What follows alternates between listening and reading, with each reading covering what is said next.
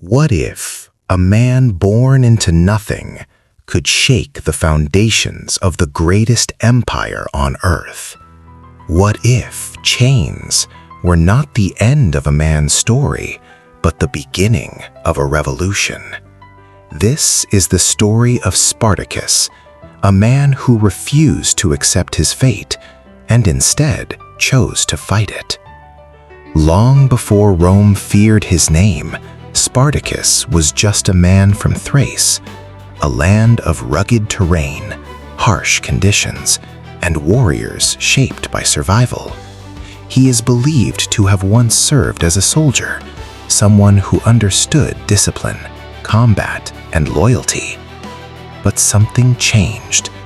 Whether through defiance or misfortune, he fell into Roman hands, captured, stripped of identity, reduced to property. Spartacus was sold into a gladiator school in Capua. This was no ordinary prison. It was a place where men were trained not to live, but to entertain through survival. Every day began the same: training, pain, endurance, and always the looming shadow of the arena, where survival meant fighting another man to the death. The crowd would cheer, but for the gladiators, it was never a game. It was life or death. But Spartacus wasn't like the others. He wasn't broken.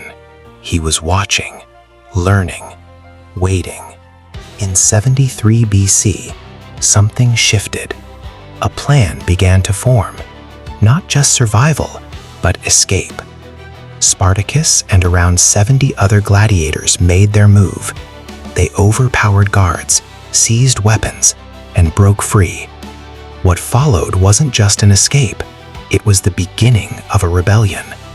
They fled to Mount Vesuvius. From there, they began to grow. Slaves from across the region heard the news, and they came. Farm workers, laborers, men who had lost everything, each one bringing anger, pain, and a desire for freedom. What started as dozens became thousands. But could anger alone defeat Rome? Rome underestimated them at first. Small forces were sent to crush the rebellion. But Spartacus was no ordinary leader. He used strategy, terrain, timing, and one by one, Roman forces fell. Victories shocked the empire. A slave army defeating trained soldiers? It wasn't supposed to happen. And now, Rome was paying attention. At the height of his power, Spartacus had a choice: to leave, to escape Italy, to lead his people to freedom beyond Rome's reach. But something changed. Some say his army wanted more victories, more revenge, more proof that Rome could fall. So instead of leaving, they stayed. This time, Rome sent a serious force, led by Marcus Licinius Crassus, experienced, disciplined, relentless.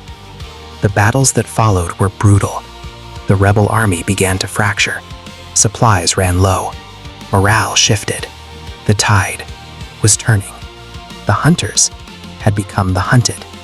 In the final confrontation, Spartacus fought not as a slave, but as a leader, a symbol, a man who refused to surrender. He charged into battle against overwhelming odds, against a force built to destroy him. And though he fought with everything he had, Rome was too strong. Spartacus fell. His army was defeated. But Rome had learned something that day. Fear, not of a man, but of an idea. Freedom is one of the most powerful forces in the world, and even when the fight is lost, the courage to stand against oppression can inspire generations long after the battle ends.